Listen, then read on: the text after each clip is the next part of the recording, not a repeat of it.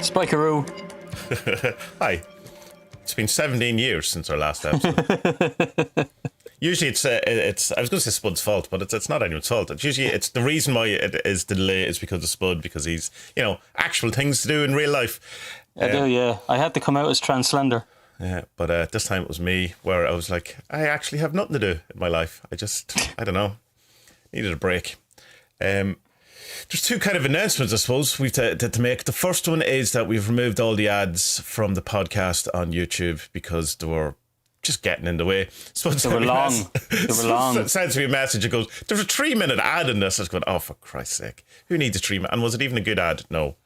No, it was that, oh, Jesus, what's his name? The guy who thinks he's the spiritual guru. He looks Indian, but I think he has... That's not narrowing anything down. The guy... yeah. I think he has these courses, and I think he has some like awful documentaries on the Gaia channel. You'll know his face. Oh, the white-haired dude, kind of American dude, is it? No, he's into the UFOs. I can't remember his name. That's all I think of his guy. No, that's not him. One of those guys. One of those. It's like Indian American, but like India, Asia, India. I don't know. Like your man Brandon, no, that who has the cool hair. That's fantastic hair.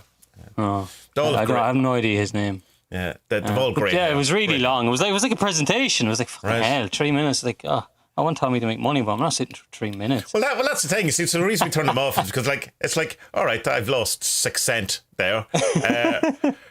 They've changed the way. You see, the reason we did take the ads off at one point, and the reason why I put them back on, because it was one less click for me. I didn't actually have to put them on. It takes a click to turn them off.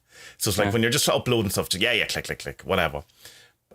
So it's but they've changed it now as well. The way it used to come in, not that anyone cares about this, but it used to come into your AdSense, but they've separated it now. So it basically essentially means that unless you're making a lot of money from YouTube, you're probably not going to get paid anymore ever, because the minimum payment would have been for all your ads. Now each separate thing has a minimum payment. So that's the end of that.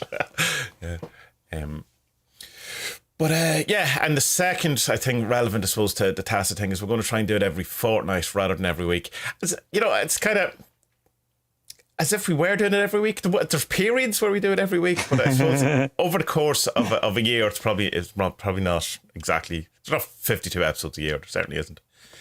But it gives me a kind of a way of that I've only one kind of thing to do then a week. So it's the podcast, and then I can do the divination video, do the podcast, and then I can do the Q&A. And so it's only one kind of thing. I'm going to see that for a while, just so I can try and get some of these projects that I've been working on finished, and see if that makes my brain enjoy life a bit better. So that's it. Yeah, no ads, and less of it. Fantastic news. Still going to aim for an hour as well, but that's never going to happen. No, not the way we talk. No. So yeah, any crack? Any crack?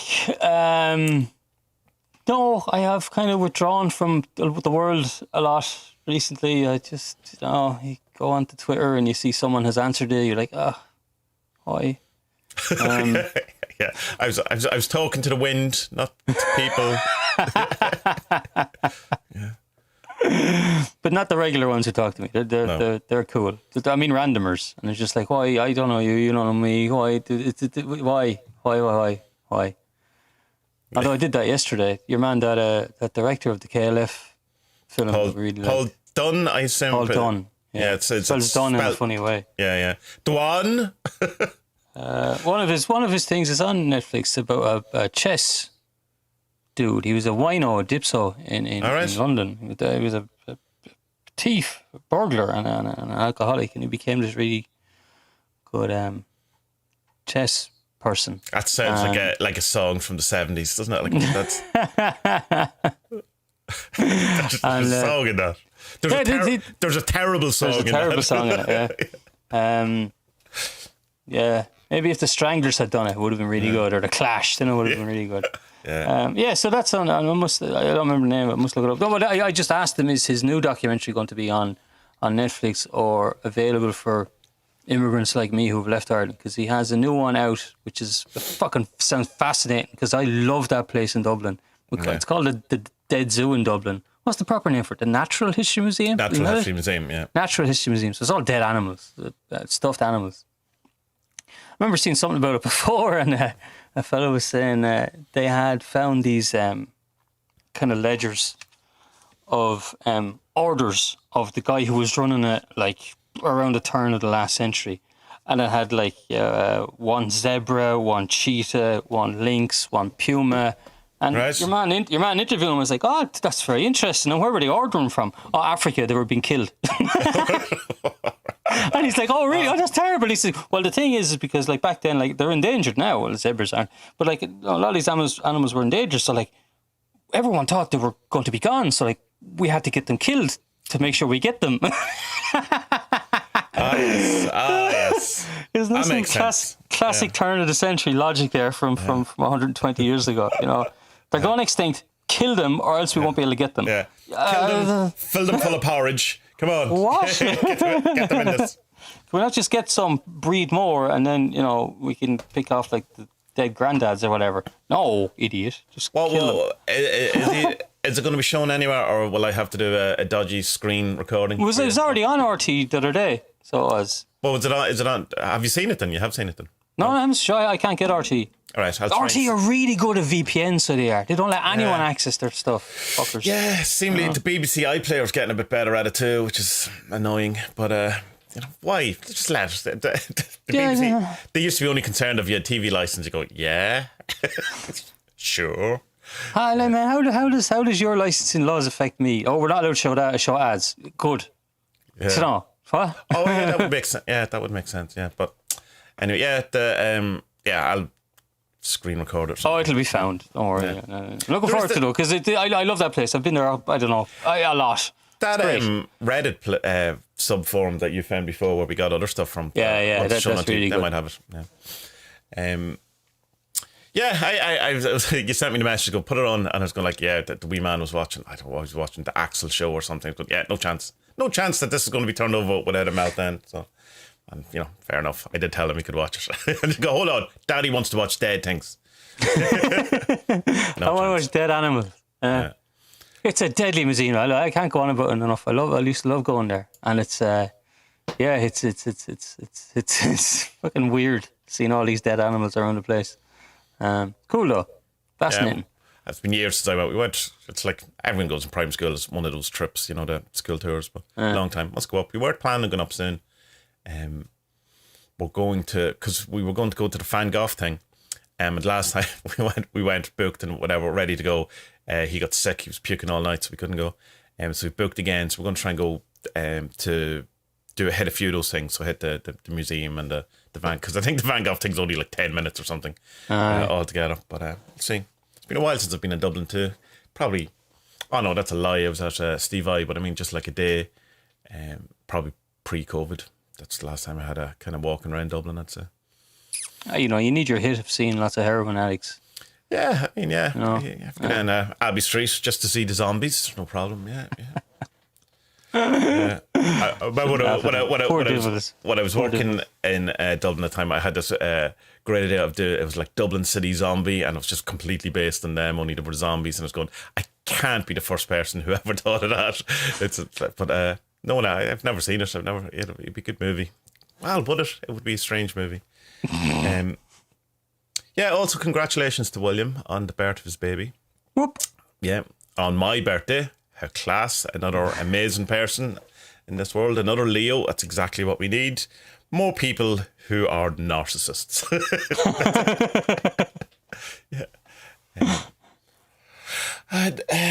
The other thing that I got interested in recently, and it was a very interesting experience, was doing the AI stuff. I know everyone's kind of into it. We were doing the images and different stuff and different things, but the AI tech stuff that came out, and I put it through. If people haven't seen it, I'll link to it in the show description. I put into an AI text generator, a prayer to my holy guardian angel, or an evocation.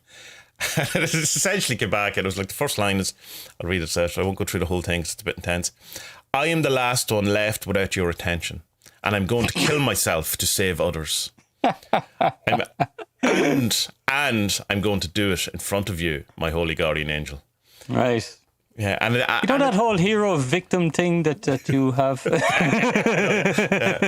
Martyr. And then it proceeds to get slightly worse. But we're kind of doing all different ones, and they all kind of start all right. But by the end, definitely someone has died. There's something. No matter what you do, I want a happy story. And Bill and Ben build a sandcastle. It was lovely. It was a lovely sunny day. It was all, and then the devil arrived and killed them.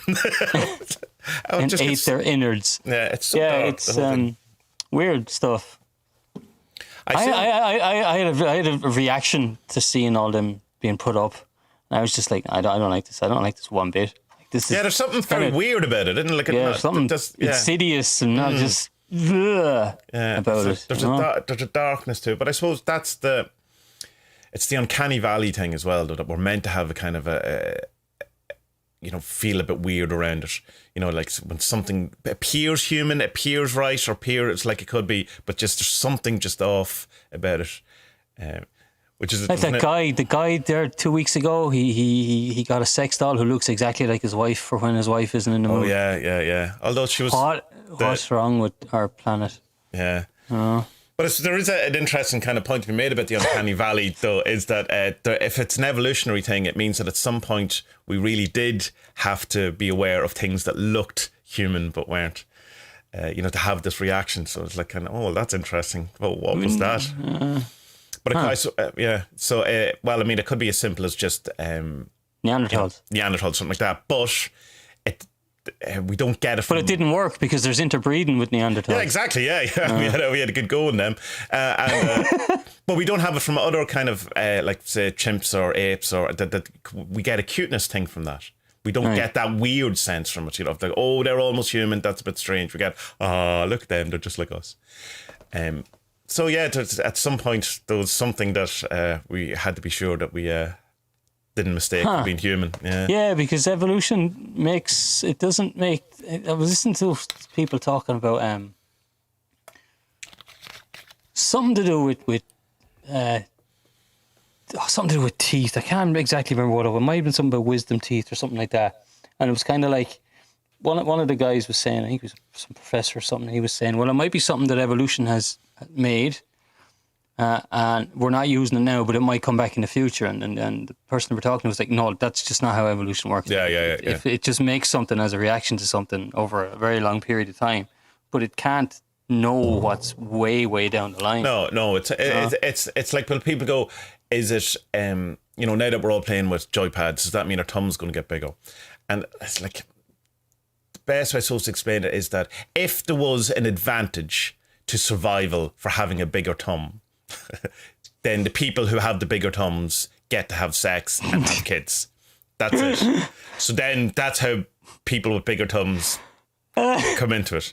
So guarantee you there's a subreddit that's some big thumb kink.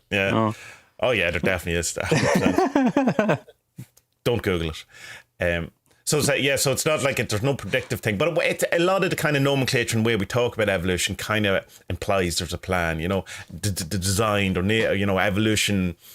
We have this kind of notion of like as if it's a sentient being writing down, well, I think they should have 5 fingers. No, 4 and a thumb. Yeah, much better. Yeah, but it is interesting when the exact same development happens when it's not connected, from 2 different sides of the world, where the same more or less kind of either animal or adaptation has to the same problem has come out in the same way. But there's still loads of kind of areas where we're not really sure what happens. There's something with the eyeball. I'm reading this book about sleep, and he says there's evidence that the eyeballs evolved in different branches that had already gone off. Right, like a few times. Right. Ken Wilber has a big issue about the eyeball. He says, what's good what's good an eye that can't see, or what's good half a wing?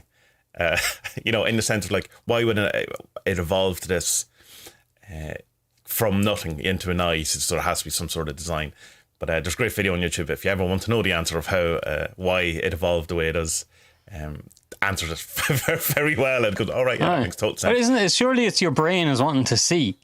Yeah, and it starts with a cell that's light adaptive, so it knows when it's light and when it's dark, and that's how it starts. And then it gets more, and then water starts filling behind the sac, and then that can give you movement and stuff like that, because it's a wider area, and then it eventually forms into the eye.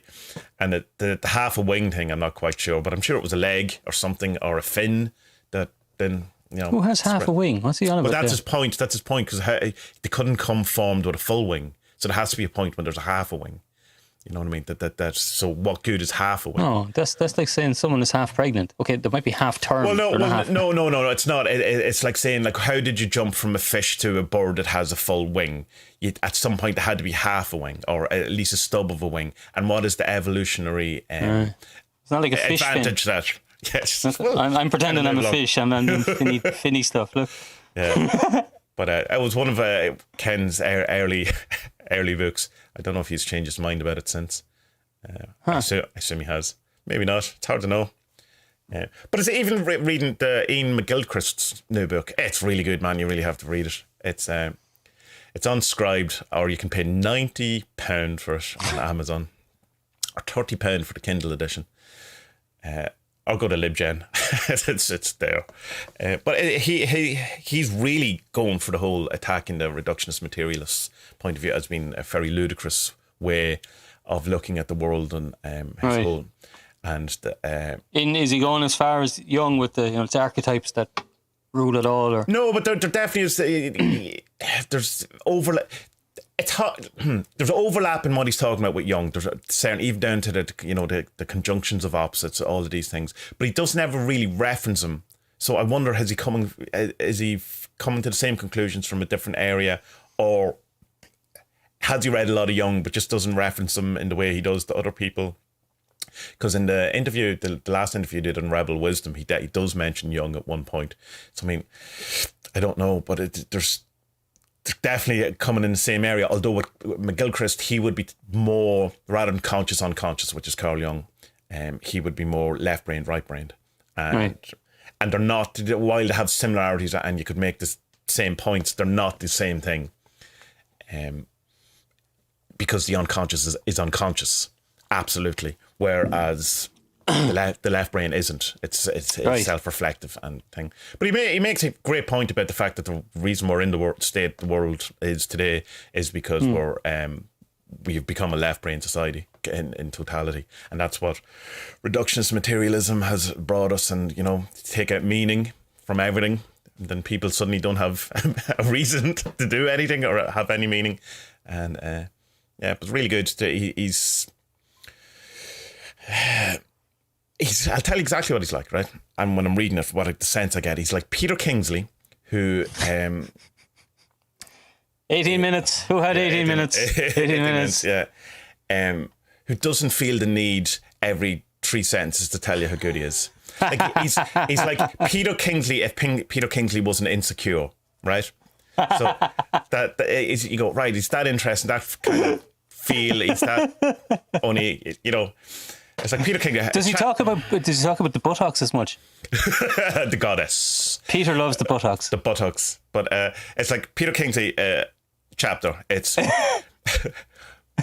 here's what people think about a certain thing. Here's why it's wrong. Here's why I'm brilliant, and here's why everyone else is shit. That's the 4 stages of a Peter Kingsley chapter. Yeah. Nail on the head there. So this one is he's more humble, but is still as forthright with his opinions and still makes a really good argument, and is researched in to the same level, I suppose, as Peter Kingsley. I don't know that you'd have to ask someone who actually is academic in that. It feels there's a similar feel to it without the angst and the teenagery and the chosen one stuff to it. Really good. But it's not an academic book, though, is it, McGilchrist? Well, it's not an academic book in the same way that Kingsley's not an academic. There's an approach to it, but it's not written like, I mean, the reason why I suppose Kingsley writes the way he does is that whole thing of tell them what you're going to say it, and then tell them what you just said. Like is that he has the extra bit of why I'm brilliant and everything else shit. So they're approaching, like the master and the emissary is probably an attempt. Stop laughing at my pronunciation, you dick. I'm trying my fucking best. So the Master and the Aegis, I'd say it was written as a like, not necessarily as an academic, like not a thing that you would find in academia.eu or edu, whatever it is, but still trying its best to put forward as a scientific type thing. I don't think I've ever read an actual academic book that I would know the difference, if you know what I mean. It's just totally kind of like people write the treatise for there'd be more diploma or their degrees or whatever. You know what they are? They're a lot more research heavy. For me, that's the difference when I'm proofreading stuff like that. Right. And reading a book that's, say, in the style of what you're talking about. The big difference is that it's really, they tend to be really, really heavy-handed with citations and research from other places that backs up their argument, which isn't what Kingsley does at all. No, and you have he has lots of footnotes, tons of footnotes, but not to academic papers. Yeah, that's the difference. McGilchrist, he says, I'm trying to do the balance of people who aren't into that and people who are. So he says, I have all of that stuff, but it's at the back. I'm not going to, interject it into the thing. So, but it is. Someone's going to give out to me now because it's like, no, Kingsley does do that. No, Kingsley, he does reference stuff, but it's not always to the same type of thing that I'm talking about here. There is a bit of a difference, But he doesn't write academic books. It's just people who read them think they're academic books. His first book is an academic book because it's the first one. And there is an element of you also have to. You told me this, so I just want to make sure I'm having it right. That you have to have an element of where you have to say everything that has happened so far as well. That you have to like say, well, here's what we have. Here's what I'm adding to it, and here's my Of course. Yeah. You have to show what you're bringing new to the already. Because with academia, it's like you're writing for people who are already in the field and know a good bit about it. Mm-hmm. Whereas like other books are like you're supposed to treat your reader not like an idiot, but like they don't know anything about what you're talking about. You know? Yeah. So I highly it's a 1,000,000-page book. It's going to take me long. It's 2 volumes and going to take me a long time, but it's easy to read. It's lovely to read. It's well written. It's called The Matter with Things. Great name. And there's like so many times you're just going, wow, cool. That's and not necessarily having to agree with it, but just kind of go, I'm going to sit with that for a while, see what that does to my brain. He's a good lad. I really like his listen to him on interviews and that. He's great. Yeah. Because he could be completely wrong at the end of the day. It's not accepted science about the thing, but it's kind of incidental in the sense of that it's a brilliant heuristic, a way to look at something, and it's helpful even if it was totally wrong, which I don't think it is. It seems about right for what my medical background and my brain knowledge, but it's funny, you can definitely, when you start reading through it, it's the same as when you read the psychological types from Jung, you start going, oh yeah, I know him. Oh yeah, that's how we're all right. Yeah. But so you start seeing left brain and right brain people. But his whole point is that no, but it's both. It's not one or the other. Language involves both. And that was the mistake that we originally had with left brain, right brain, is that we thought, language happens in the left brain, or rationality in the left brain, art in the right brain. It's not at all. But there's clear delineations, because if you get a stroke in one side of your brain, there's a predictable thing that's going to happen to you in to do with your language and stuff, or your creativity, or your ability to lie. So I've been still reading a lot of Jung. He's the man, isn't he? He is the man. Like he's proper the man. I'm reading that one. It's not the Conjunctions of Opposites one. It's a collection of a load of stuff. It's the one with the UFO stuff in it and undiscovered self and all that. It's pretty good, but it can be, as I was saying before, it's not hard to read. Like he's a great writer, and it's just you kind of have to go, hold on, man. It's too much in here, man. Slow down.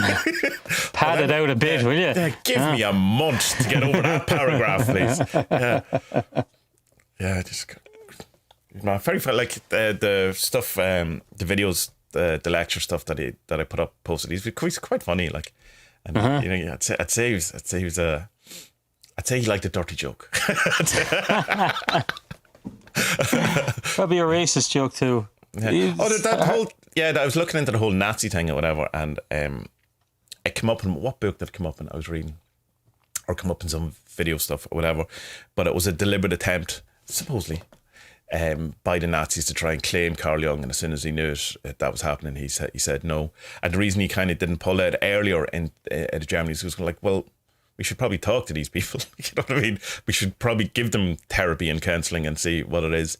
And by 1940, but you know, instead of just giving them a load of speed and guns, you know, yeah. But that was smart. I know. I have an idea. People with mental health issues.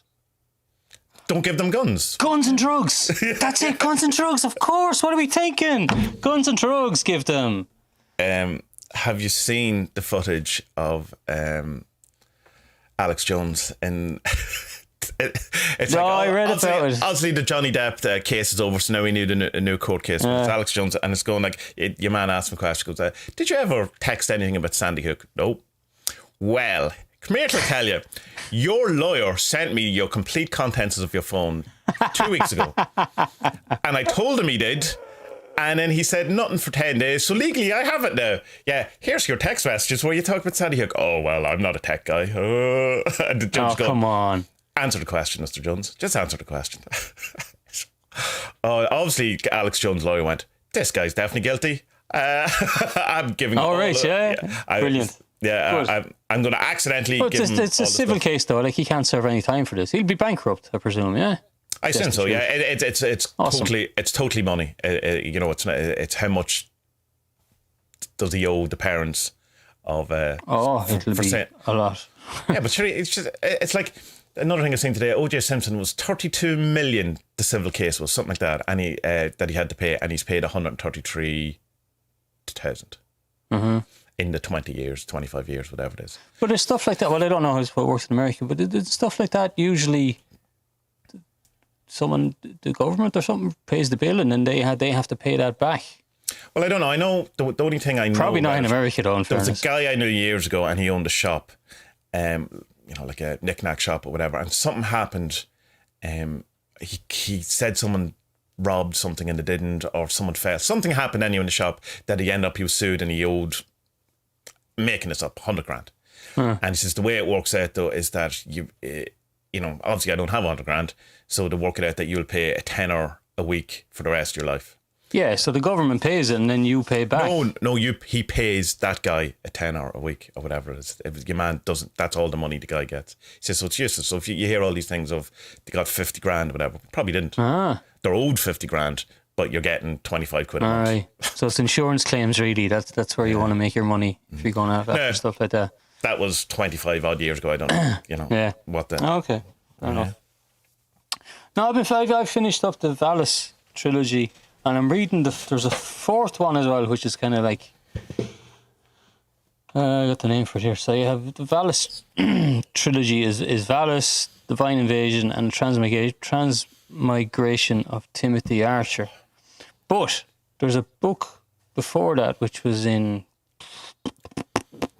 when was it? 1976. Called Valley System A, which was renamed Radio Free Albermuth. All right. After Dick died. And I'm reading that one now, and probably I've watched some reviews on YouTube and stuff about the Valis trilogy, and they're saying you should read this one first because this is him putting down the idea, and then he comes back to him in the three books. Because Valis, the Divine Invasion, and the Transmigration, there's this idea that there's this thing beyond that's pulling the shots. But in the three different books, it looks at it from kind of different angles. So one is from Valis's Philip K. Dick's direct experiences. He's like, he creates this sort of character. I watched one reviewer the other day, and he just... what's the word I'm looking for? He just destroyed Valis, saying it was crap because towards the end of the book, he reveals that Philip K. Dick and Horse Lover Fats is the same guy, and it's like, dude, it's on the first fucking page where he tells you this. Do you know what I mean? Like, what the fuck? And what was his issue with that anyway? I mean, that's a very common thing. It's in Fight Club. It's a million yeah. But it wasn't done at the time. This was a strange thing for science fiction to do, even though he done it what was his actual complaint about that happening? Like, that this was just a stupid idea. That was his complaint. Yeah. Two people are the same person. Yeah, I don't know. It's like, come on. Yeah. Look, it's me with book reviewers. I'm like, I could make a case that it would be a stupid idea to write a book now with that. Because it's been done so often. Done so much, yeah. Yeah, but not 1976. 78. Yeah. 78 was valid. And then the divine invasion is this kind of idea that humans have colonized other planets and Earth has become this awful place run by this kind of new hybrid religion of Christianity and Islam. And it's kind of like a bit like 1984, kind of back on Earth. Okay. It's horrible. You can't say much, you can't do much. And then, but Jesus wants to be reborn back on Earth, and then this family have to come back with this new baby, and he's going to. It's this prophecy that he's going to save everything, and it's like you see it through the viewpoint of the kid. The kid's like, "Fuck, what? Me? Why me?" And then there's the dad, and he's like, "Oh God, this is crazy. What the hell is going on?" And then they're all in this like. Suspended animation for a while. People are in accidents and like they don't know if they're alive or if they're dreaming, and it's deadly, because you're like, right. Jesus, which part of this is real and which isn't real, and like how much of that is the way we live our life kind of thing, like, is this all a dream? Maybe it is, and then you have a flashback to something like, oh, that was the dream. No, wait, shit, that happened. I was in the dream when I dreamed the dream, and and then. Transmigration, Timothy Arthur, is about a priest who has kind of when was that? 1982. It's about him researching some of the old Gnostic books and finding out that pretty much everything that Jesus said was parroted from another guy whose name we don't know, who was around 200 years before him, and a lot of the early rituals and stuff like that of their church. It's not the Essenes, it's the other ones, the Zakozins or something, I don't remember. And they use this mushroom. So a lot of it comes from that, the book that's referenced in the Immortality Key, The Road to Eleusis. Right. It's this thing about ergot, basically. Yeah, you know what I mean? It's a religion based on ergot. We all drank ergot and got high and talk to God kind of thing. And but it's cool is that there's this other thing beyond us that's pulling the strings, and it shows itself to us in different ways. And these three books are kind of looking at the three of the different ways that it might occur. It's deadly. Nice. I've just turned into the biggest Dick fan in the world now. Put that in a t-shirt.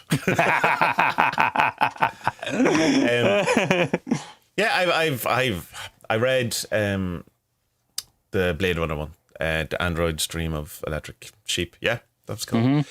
And I read something else. That's it. It's very little Dick in my life. Very little Dick. I must get around to it. We're middle aged and we'll always laugh about Dick. Yeah. Always. Yeah, and farts. I promise.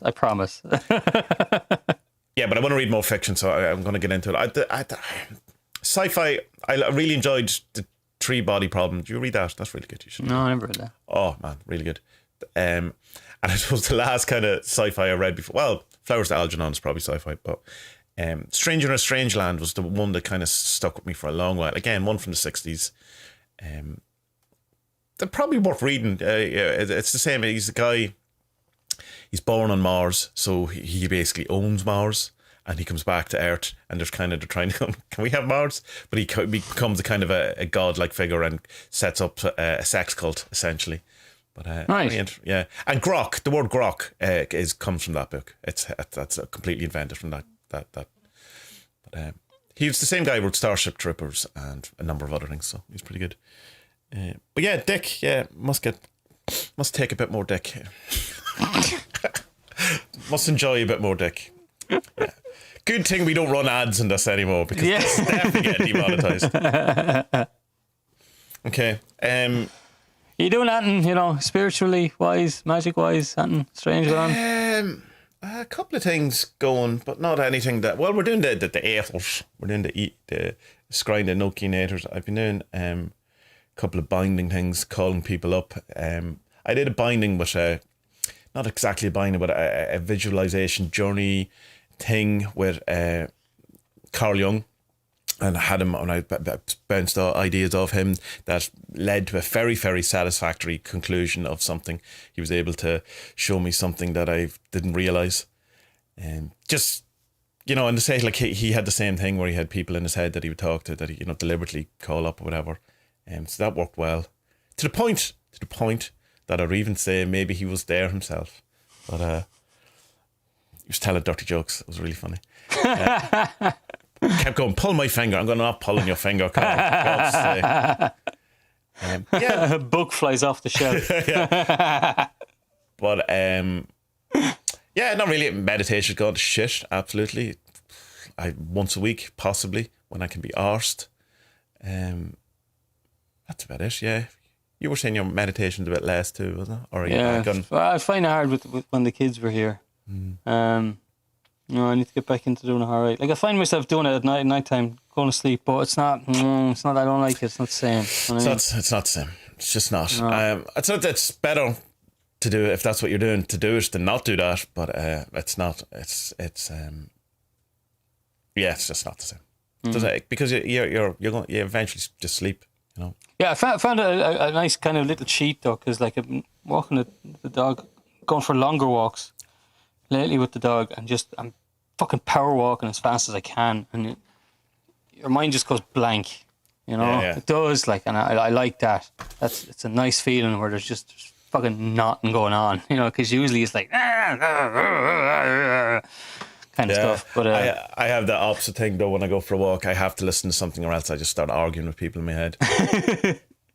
Yeah, because I need to be distracted from myself. From yourself. Yeah. Such is life. Right, will we do Irish lessons? Let's do it. Okay, well, the first I want to do the Irish fact of the day, because I learned something that I didn't know out of this one. Ireland has the longest running television show of all time in the world. And it's called The Late Late Show. And it was started in 61. 61. Well done, man. Did it? I don't know, I'm guessing. No, you did. And it was hosted for the longest time by Gabe Byrne, but who's an institution, absolutely. Yeah, you may know him for people who aren't Irish. He's a very famous interview with Stephen Fry from a number of years ago where he looks like he's going to crawl into a hole as Stephen Fry just destroys the whole notion of God and all this kind of stuff. So that you might know him from that, but you might also know him from giving Bill Drummond and Jimmy Cauty a hard time about burning $1 million. I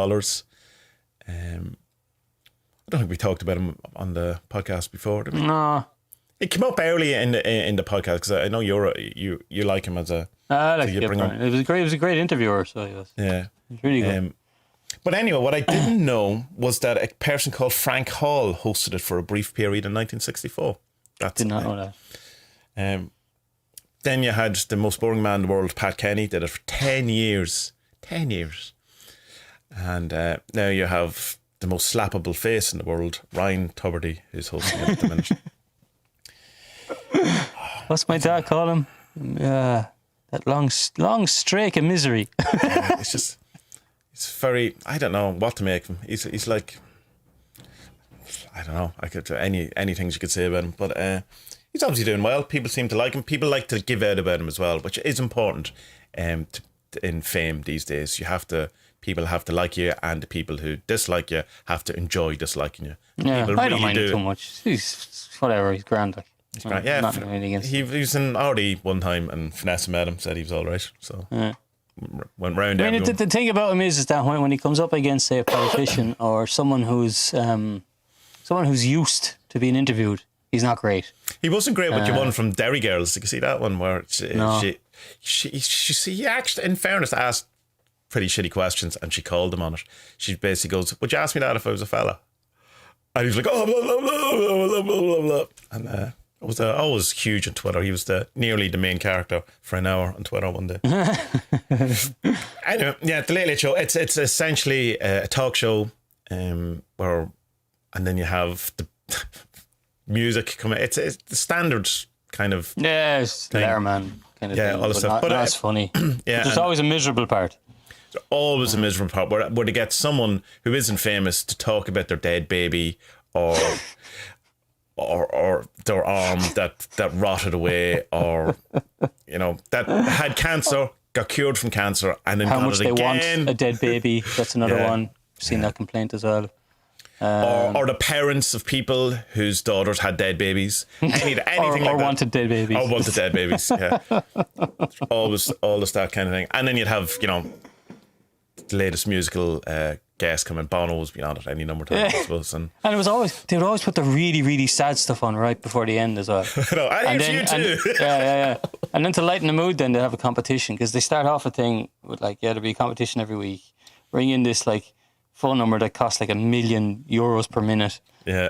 Answer 3 questions, and then they'll ring someone at the end and say, "Oh well, now that you've just buried all your family and all your hair is falling out and you're going to die in the next maybe 6 minutes. Hello, Brady. You won this on Micra. Hey." Yeah.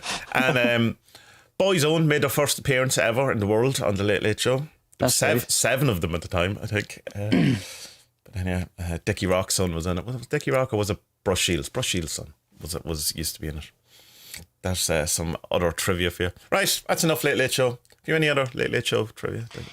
Late Late Show, no. I have, there's an Irish fact here. Ireland, the Irish people consume an average of 131.1 litres of beer every single year. Right.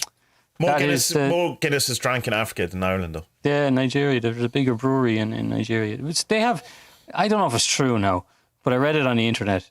That Nigeria's patron saint is Saint Patrick as well. I don't know how. I refuse to believe it's true, but well, I mean, we could do a quick Google. What's the thing? Right. Yeah, the 131.1 litres. It's not the highest in the world, though. It's second behind Czech Republic. Saint Patrick is the patron saint. Is Saint Patrick? Oh my God, yeah. That's crazy. There you go. Fair play. It's a smaller world than we imagine. It's with more connections.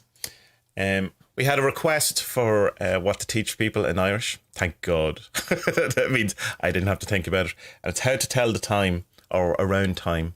McManus asked us.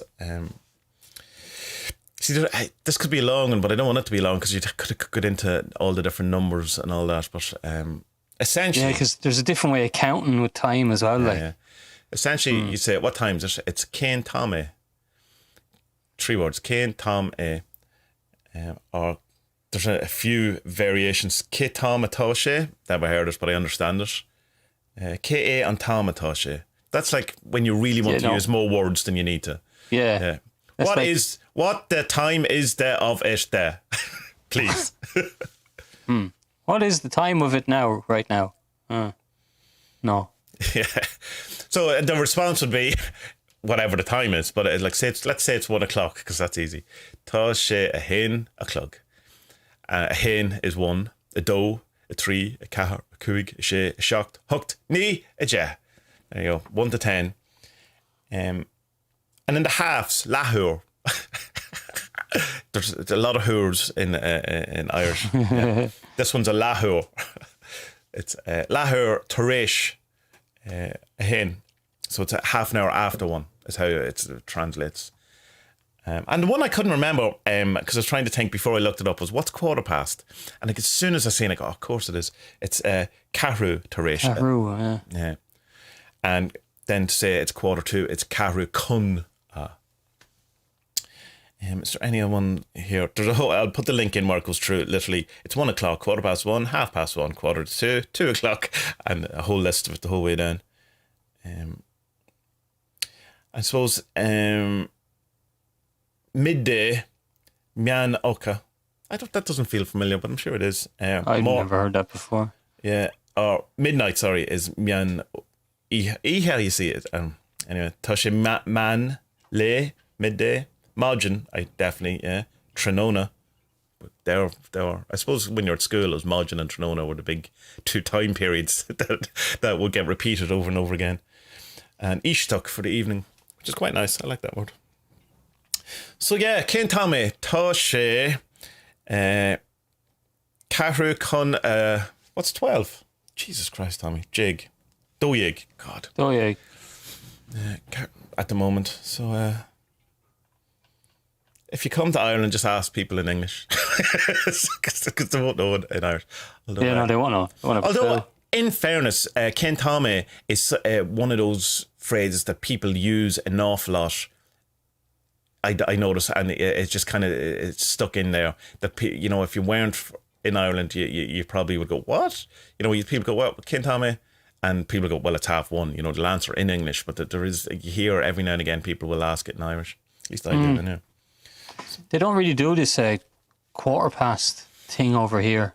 I say it every now and again. You just get funny looks off people. Because it's gone. People use 24-hour clock here, which is fucking weird. Well, they mostly do it here too, in fairness. Really? Like in conversation, people will say, not in conversation. 21:40. No, people will say it's 21:40 instead of it's 20 to 10. Right. No, which I can't. Like, not in conversation, but in all text, it would be 24-hour, pretty much. Right. No, text, I get. But like, it's obvious. It's like, what time is it? It's 20 to 10. At night? It's dark. It's dark. Yeah. Yes, night. In the PM. I remember when I was going on tour back in the day, and we were going to Holland, and the manager of the band at the time made this whole big thing about, in Holland, it's very weird around time. What they do is, we would say 7:30, so, you know, we'd say 7:30 or whatever. But in Holland, what they do is to say it's half towards the next hour, so it's half Holland does that as well, yeah. And so we got to Holland, and we were did this whole thing, and it came up in conversation, and we were going to some Dutch guy, and he's going like, well, what's the story with that? He goes, yeah, we don't do that now. We just say half 7. The manager's like, all right. Oh, they do actually do it here. Yeah. They say it's 11:30 for the next hour. It's weird. I just thought I saw something move past my door here. That's a rat. Yeah, that's no, something shining. I hope. Which would you prefer? Which would you prefer? A rat ghost. or a I'd demon? rather have a ghost. No, I'd do a ghost. I think I'd handle a ghost better. I would actually know how to get rid of a ghost quicker than I would how to get rid of a rat. Without killing the rat. I don't want to kill the rat. Yeah. I had to kill all those wasps there last week, and it took me 2 or 3 attempts because they kept coming back. They just wouldn't take a hint. Like, you block up one hole, they come into another one. Block up that. And it's just like, lads, didn't want to kill you. I given you a chance, and then yeah, dead. I am the bringer of death. Fear me. Yeah. Open higher. I have become death.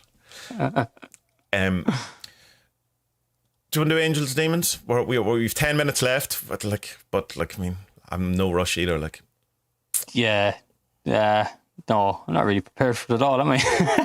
Well, what is there to say? I think we could probably do Angel Demons pretty quick, because I don't think because I think my kind of thing with it as well, I don't have an awful lot to say about it either. And because I'm not that into it, I'm not going to research it. You know what I'm saying? That's something. A couple of things I suppose I want to say about angels and demons.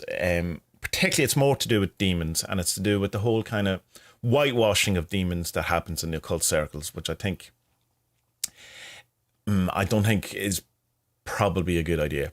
Do whatever you want, but it's not where I would come from, because what happens is there's a removal of evil from your ethos in its entirety, which I don't think is reflective of the universe at large, or creation at large. And so you have a kind of a thing where you say, like, so demons, what we know as demons obviously have a long sordid past, but again, the Western magical tradition, the most thing is you get it from the Goetia, which is essentially Solomon, that guy from the Bible, got these demons and put them in a vessel, and he's, now we can all pretend to be Solomon and order them around. And there's the idea that, well, they weren't really demons. What they actually were their old pagan gods, and that they're if you treat them in that way, they're not going to fuck you over. Maybe, okay, but I know enough stories from enough people who I trust who have dabbled in these type of things to suggest that I think they probably do end up fucking you over, or at least get you to the point where you need them to get what you want, which is, it's kind of like you need your fix, or you get it. There's an attraction or an addiction to them, and that people seem to get into. But not had a personal experiences, because I've had one instance where I called up Boone or Boone A, and I was just kind of I just thought I'd call up to see if you were there, and it was kind of like, don't do that. I just called to say I love you. And it was like it was that kind of a very strong don't that's my only kind of right. And I was kind of time going, yeah, you're right, I'm sorry. But so if you have the thing where demons aren't really demons, they aren't the bad guys, they're just kind of maligned good guys, then who's the bad guys? Where is the bad guys in your cosmology then? Yeah. If you've replaced the Messiah figure with Lucifer, which a lot of people do, that way you switch from the one redeemer to to the other, one light bringer to the other, and because you're coming. I understand why they do it, because they're coming from a certain thing they want to get, that they associate with conservatism, say, or lack of freedom, or some sort of hardship or whatever, and to this wider, brighter, more aesthetically pleasing kind of a thing. But it's then who's the bad guy? Is Jesus then the bad guy in your cosmology? Because he's not all bad, and he's certainly not evil. He might have some, and the people that follow him certainly have interesting ideas that probably we could get rid of, and the world would be much better. But he's all the good things there, peace out, lads, love each other, all of that kind of stuff. So he can't really be the bad guy. So where's the bad guy in the cosmology? Where's Satan? Or if Satan's the good guy, also just, and it's like this kind of thing. It's, the kind of Prometheus thing where, they stole fire from the heaven. And that thing he seems to have wanted to do it for humanity. But certainly there's an argument to be made that giving the apple to Eve from, it was for his benefit, not for our benefit. It was, that kind of a notion where we've kind of moved around. Oh, he was freeing us. He was doing all this because, the God may have been the demiurge, and it just branches into all of these kind of things. You could go on forever, because every time I say something, there's a counter argument. I go, yes, but there is also, and I go, I know. Just very simply, just to the point where I would suggest that people have to have a think. I had to have a think that if you're removing evil from your cosmology, what's that saying? And it's something we have done in a sense. Well, it's actually what Christianity in a sense done, because they're saying that you can't have, God is all good, so you've removed evil from it, whatever, and then it brings up a shadow. So there's a shadow thing that comes out of it, so it's an inevitable kind of shadow figure. But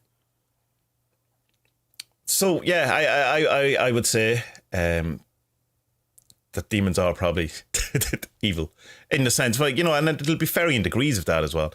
And evil's probably, because it's definitely inherent in the universe. It seems to be there. It seems to be something that we'll get. And even if it's just, from your point of view, well, fine, but it's still happening. And there's some things that, just doesn't seem to be, no matter what point of view you want to look at it, you could justify as just being, something that's, you're not understanding correctly or something. So I don't know. It's like the other thing you could say about demons is, I suppose, they're the if you want to come from a Jungian point of view, is they're the art of your shadows become, the collective unconscious becoming in form, like an egregore of something bad, in the same way that we ourselves have roles that we play that are quite, if you want to use the word demonic, when you turn into that angry thing that you witnessed in 7 different generations on your father's side or your mother's side, or whatever. That kind of, there's a thing that you become possessed by this to the point that you can often realize you're not even present, or very weirdly that you can notice yourself doing this, which is very odd, because you're going, there's a part of your brain going, what the fuck, yeah, dude, and you're off because you're like you're possessed. Yeah. So if you think of that, then, and if that can happen on the micro level with us, then on the macro level, then that's going to come true as well. Where you have cultural shadows, or you have religious shadows, or you have family shadows that eventually become kind of an egregore, or and I think that a lot of the demon stuff it can be that, because it's like, stuff is going to come out. Like, I mean, like hatred, fucking people over, ruthlessness, you know, people shoot babies, for God's sake. You know, this is an element of it, so it's going to in some way come out. So when people go straight to the demon thing, go, well, why? There's so many, if you want, good guys to do the equivalent. Why do you want to go straight to the... Because it's seen as more powerful, I suppose. It's also a rebellious act against the establishment, against the previous generations. And yeah, I can understand the appeal, but I would certainly recommend it. But it's also edgelord bullshit, though. You know? Yeah. There is. But like the reason why it's not always that. But it's not always that. Certainly, but it is that. It is in places. Yeah, it's like that thing about what's it? Not all Republicans are racist, but all racists support Republicans. You know. Yeah. See, they tried to change that recently. Something with the you want on or something about trans. All women are trans, or not all women are trans, or all women are trying to do it. It just completely fell apart. Some Republican politician did. It's like I can't repeat it because it didn't make sense in the first place for me to have it in my brain. It was like something stupid anyway. But you did a bit of angel stuff though, didn't you? Like you're an angel man. I think. Well, it's just because it's like. I suppose it's with the demons. Like you go to a demon and you ask them for something, and you have to give them something. That's always the deal, you know. And like, okay, I'll give them blood or whatever. Give them a cookie. Doesn't matter. Whatever it is, right? Something has to be given to them,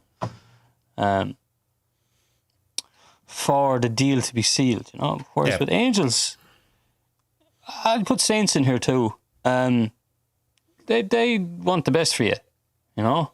So it's kind of like if you go to a demon and make a request and you do your little sacrifice of a coin, silver coin or whatever, a zinc coin that pretends to be silver, whatever, doesn't matter. It's symbolic anyway. So you do that and then you get your 10 grand. Grant, you got it. But then your life might go to shit fucking 2 months later and it's directly because of this 10 grand is involved. Whereas like if you approach a saint or an angel about something similar, they're unlikely to get it for you because they see a bigger picture and they say, look, it might look like you need it now. Trust me, man. That'll fuck you up, kind of thing, you know? And, okay, yeah. It's kind of me surrendering my belief and my needs and my wants. But for me, I kind of have to do that because I don't always think that I know the best for myself. Yeah, absolutely. You know what I mean? Yeah, I've come to realise through lots of trial and error.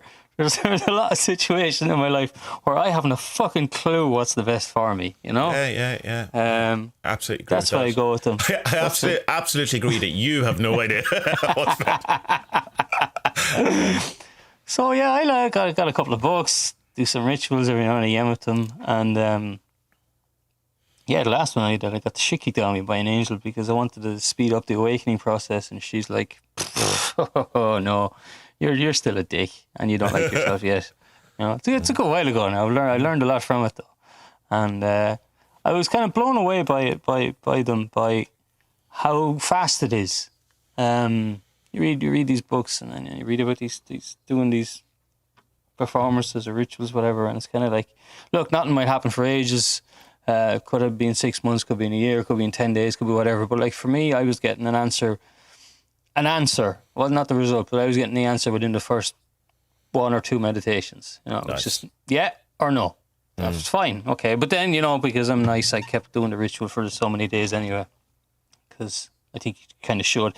For me, the big difference between them is that. How to explain it? I suppose on a psychological level with the demons is that you're giving something up. You're making a self-sacrifice for something, you know? Whereas with the angels and the saints, it's that really they're kind of benevolent thing out there who doesn't want that off you because they don't really need that.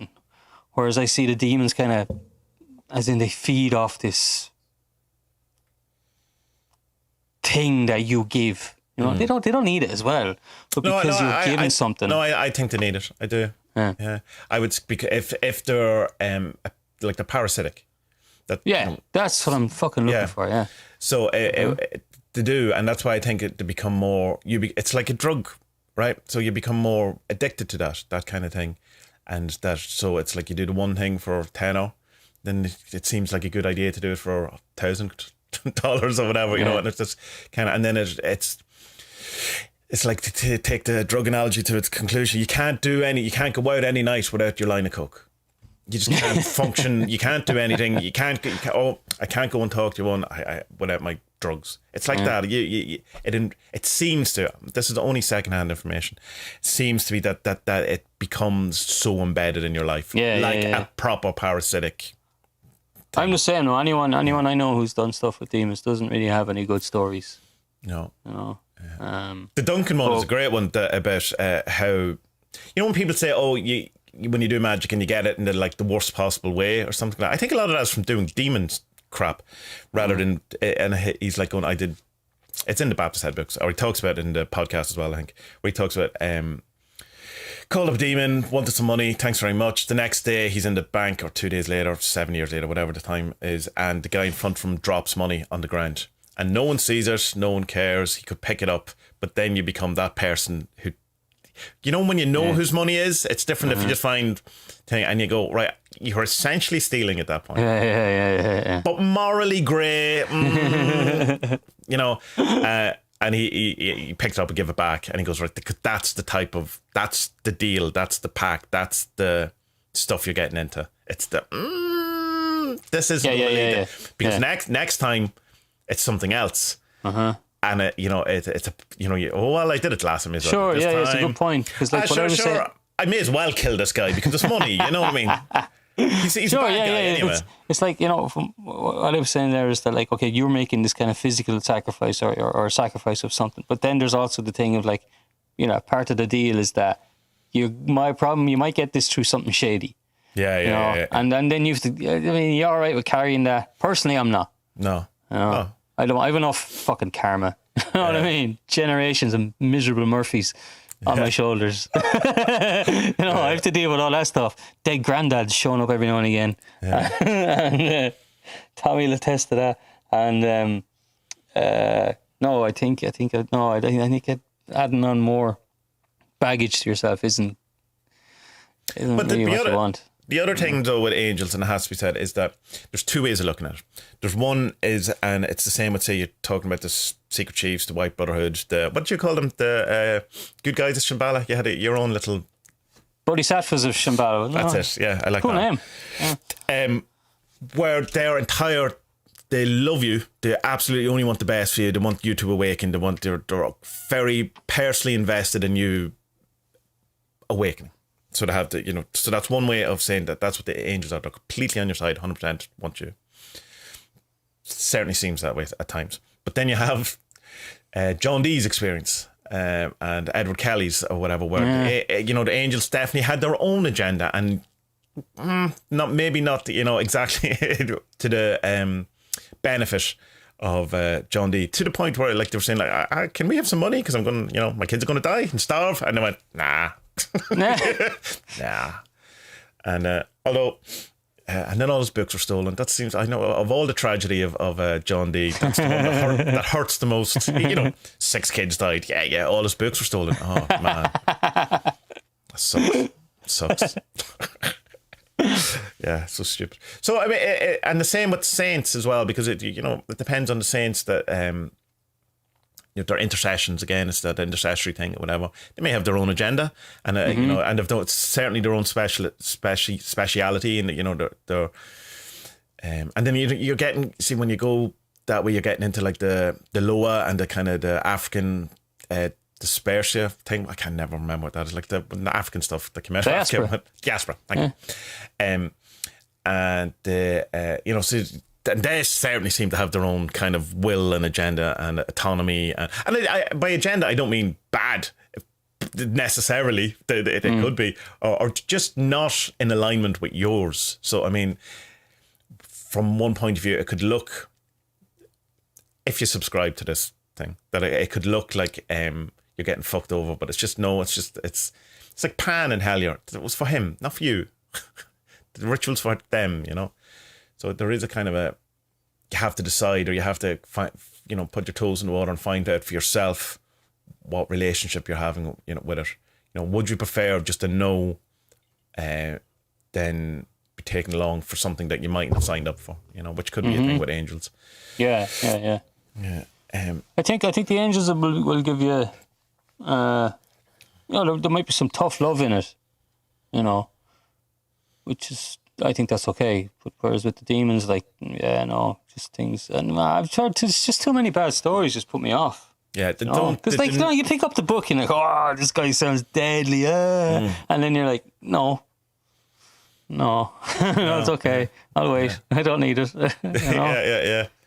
But you know as well, like I find a lot of the stuff with me, like by doing rituals and stuff like that, you are finding out actually what you want and what your destiny or fate kind of is, you know. And by you know, asking these questions of yourself, you're like, yeah, no, that's not who I want to be at all, like, you know.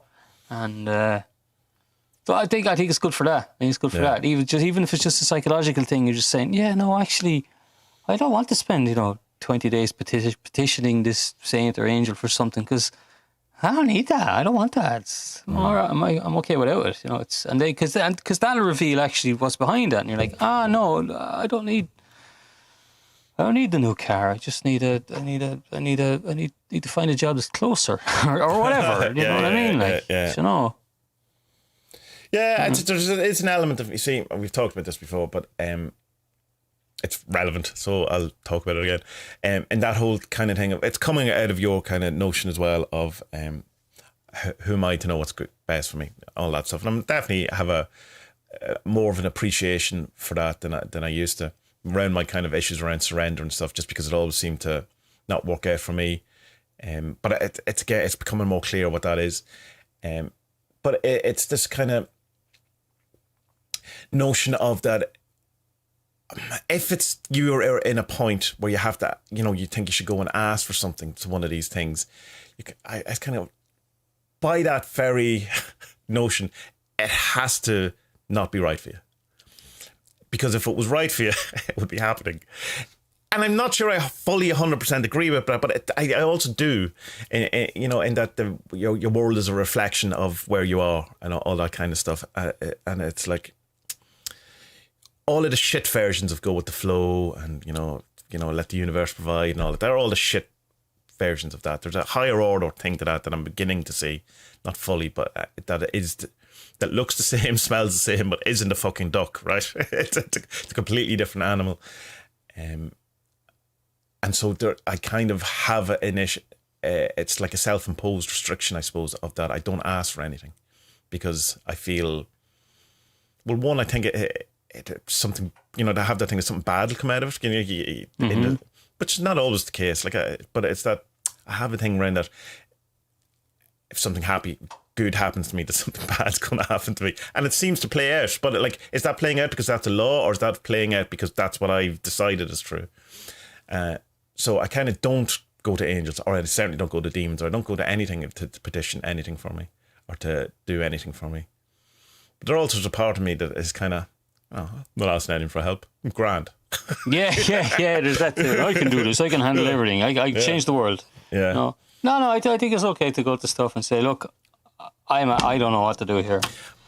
Here's a hand. That's it. I take that's exactly it. It's like going, I have no idea. Yeah. And Corleone talks about it. He's a great thing. It's in Ion. I think it's in Ion, where he's talking about when you start. Is it Ion? I'm going to say it's Ion. Where he says when you start lowering the whole thing of thinking you know what's right for you and what it's the best decision, and you start making less and less demands on how the world should be or your life should be, whatever, it opens up you to influences that you never even realised were there, and you start this coming in. So I'm really trying to cultivate that, going, right, okay. Yeah. You start wanting less, needing less, because it's just you're kind of able to see stuff from above, and you're like, actually, it's grand. Everything's all right. Or the thing is, I am actually helpless to solve this. everything I've tried, I can't do it. So I'm open to suggestions or like thing. And some of the time it's just Yeah. I've had this with walk away from that problem. Yeah, I've had this with like personal relationships, and it's kind of. Aga put it very good to me one day. She was like, "Right, if someone came to you with this problem, what would you say to them?" And I said, "Don't involve yourself." And then I just went, boom. That's it. It's as simple as that. It's like, but you are involved in it because you have these family ties, biases, history. And then history of other similar events to other families or friends or whatever. So you feel that you have to impress your ego on it or your feeling or ownership or whatever on it.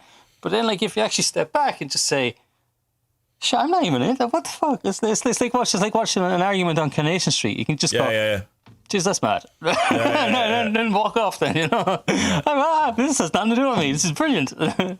Yeah, and it's the thing Stuart Wilde talked about. If you're ever in, like, say, in a coffee shop and someone goes, "Oh, do you know where the post office is?" Don't tell them unless they ask you. If they're talking to someone else, that's a good training things, right? Don't offer your advice to people who haven't asked. Don't involve yourself in other people's lives. Yeah. But the problem, I suppose, with that is that when it is someone, say, close to you or whatever, is it can be feel on both sides as if you're being uncaring or callous or uninterested. But the answer to that is quite easy: is you listen to people rather than offering advice. Mm-hmm. How are you feeling, or what's your thoughts around it, what's your feelings around it, rather than immediately going, "You should do this, you should do that. I would do this. I would do that." Because there's also what you should do. That's the worst one. Because there is, not in all people, but in vast majority of people who I talk to, what they're essentially doing is trying to dismiss it so they can start talking about themselves again. Mm-hmm. "Oh, you should do that," and now me, because I've solved your problem. Yeah, of course, And an awful lot of people, like, I certainly want to talk to people. The thing I have with Vanessa as well, it's like, I don't want you to solve this at all. Just listen to me for 30 seconds and go, "Oh, that sucks." That's it. That's all I want. Yeah. That's it. We're middle-aged men. You know what we need? We need a hug. That's all we need. That's all we need, because we don't know what the fuck's going on in the world. We think that we should have been able to change the world, and now we're figuring out we can't change the world, so we're trying to accept it. But, like, sometimes it's a bit crappy, and I just want a hug. That's all I want is a fucking hug. Can you give me a hug? Don't shout at me, please. All I want is a hug. Or don't tell me what to do, because you don't think I've already thought about all those things. Come on. But it's like, just, that sucks. That must be awful hard for you. Oh, I'm sorry. So I try, like, I mean, it sounds as if, when people talk to me, I don't try and fix it. Of course I do, because I'm a dick. But I'm trying, but just okay, right. And then that party is going, "Tell him just to say it to your man." Come on, just talk to your dad, will you? You just go, don't do it. Because you don't listen to your own advice half the time anyway, so why would other people listen to it? No, you don't. Your personality changes every 3 seconds anyway, so, whatever. Yeah, that whole thing about, you're not yourself and, when you haven't eaten. Jesus Christ, how true is that? Like, even what you've eaten, all of these things change who you are. It's just ridiculous to think that you're an actual person, coherent in life, with boundaries. We have no idea. It's like one of the, like the McGilchrist, he in early interviews with him, he was big on talking about that experiment with the people who their left brain, right brain aren't connected properly, and their hands do stuff that they're not aware of, and then they show back videos and like, "Why do you do that?" "Oh, I did that because..." They justify. And then Bernardo Benny Ketchup Bernardo Castro had these. This is his first book, I think, about myth making. It's just like, we tell ourselves these stories because it's to tell ourselves that we're in control when we're not in control at all. You know what I mean? There's words coming out of my mouth and I'm not choosing to say them. They're just fucking going. Absolutely, yeah. I haven't a clue what I'm going to say next. No idea. Could be anything. Won't be racist. Maybe. Hopefully. We can only hope. There's some little spot inside just wait and go, "Oh, I want to say it. I want to say the word. Let me say the word." So in conclusion, angels, probably. Saints, demons, no. Yeah. Get yourself some books on it. Get that Damon Brand book, Doctor and Medical Doctor book. Get that as a primer, and then if you want to go further into it, then look into. I think Skinner has some stuff already as well. There's a good what's his name? Has a good course. Gordon White has a good course, and he has a million books mentioned in it, which are all worth checking out and stuff. So yeah, I think it's good for you. But like, you know, you go into it and say, go into it with an open mind, saying, right, okay, I mightn't get what I'm asking for here, but I'm actually going to end up getting. For me, you know what? I want to interrupt to go with, because you said go in this with open mind. I want to pause to reflect on the fact of how big of a thing it is for Spud to have an interest in angels, given that was like one of the hugest come ons at the beginning of all this. Yeah. Huh? But Spud has definitely walked his walk, or walked his talk in this, and that he open minded on something. Go back to that stealing the fire from heaven, Stephen Mason. Where I was going like, what's this angel shit, Tommy? What's this? Just go with it, man. Go with it. You'll be fine. See what happens. Yeah. Okay, I'll boil it down then. For me, this is what I believe. I'd even say this is what I know about them. All right. For me, angels have our true wills as their goal. You know, that's when you go to them with something. They have a checklist and they say, Spud Murphy, Irish and Poland. Okay, that's bizarre. Okay, he he wants to speed it up. He's not ready. All right, but you'll get there eventually. Give him a kick in the balls there. He needs it. All right. Yeah. Get his granddad to show up. That'll show him. Yeah. And honestly, Granda, come on. You know, Spud wants to speed things up. Will you have a chat? Will you? Make Spud cry there, will you? I don't even know him. Well, you know, he's your grandson. He comes from you. Take these horses with you. This is all very cryptic. The people who weren't part of the scrying session. Anyway, For me, in my experience, this is what has turned out for me is that anytime I work with them, it's another layer of the true will onion has been shown to me. Right. Yeah. Yeah. You know? That's been my experience. My thing with the Secret Chiefs is that the revelation that because I always thought, they don't give a shit about you, you know, because that's theosophy. They don't give a shit about you, personally. But turns out they really do, you know, personally, and that's not to say they want to. It's like what. Remember your man God turned up one night and told me some stuff where he says that it's like the relationship between divinity and you is the same as you and your child. And it's like, so while you only want the best for them, you're not giving them that third ice cream. Because you know what happens. Yeah, you give your children poo ice cream. The third ice cream. Say it again. THIRD. The fourth. You're not giving them that fourth ice cream. Or whatever. You know, you're like so. It's like you have the best interest. You only want the best from, but you're not. You know, you're not giving them all the stuff. That's hilarious. I bought the lads to those Snickers cones ice cream. Yeah. And when they opened them up, there's like a splodge of chocolate on the top, and both of them looked at each other and then looked at me and went, "Tata, it's Koopa," which is poo. So unless you're in Poland and you do give the third ice cream to your kids. I agree with you too.